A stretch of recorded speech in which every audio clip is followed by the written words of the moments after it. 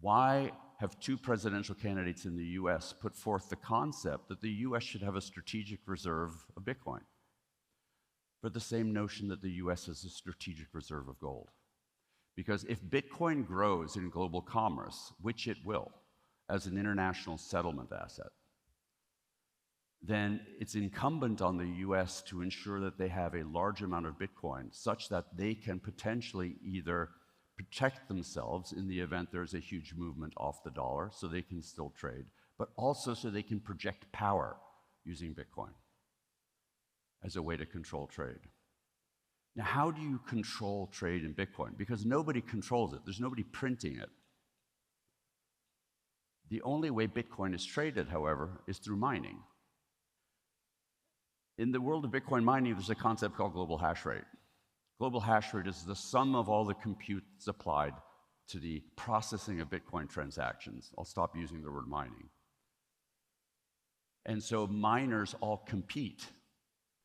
Imagine it's a train, and there are only 144 seats on that train.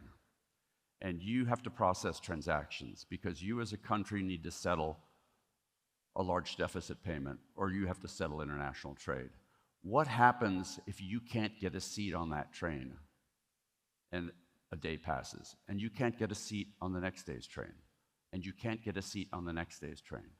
You're effectively locked out of the market even though you have the currency.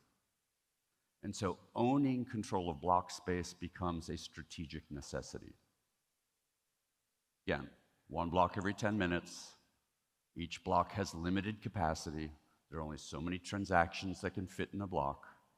If you don't get your transaction into that block, it has to go to the next and to the next.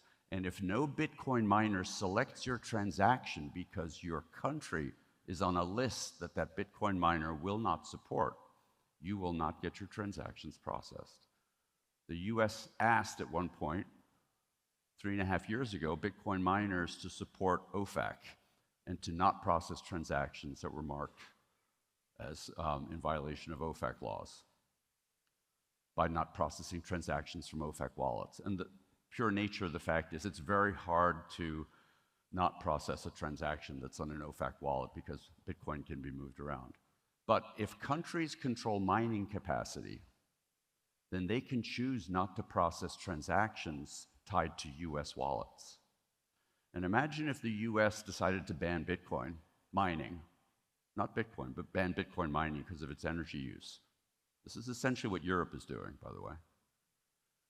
What you end up with is potentially countries could decide, you know what, I'm not going to let Europe do any Bitcoin transactions. So any Europeans that have Bitcoin, any European financial institutions that hold Bitcoin could be locked out.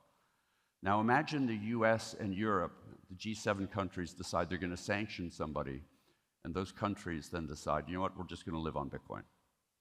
And we're not going to process any transactions for the US and Europe. And oh, by the way, we have 75% of the Bitcoin block space because we process 75%, or we have 75% of the global hash rate. What that then does is effectively means that countries who are against that would only have 1 in 4 chances of getting a transaction processed, which would be very risky strategically.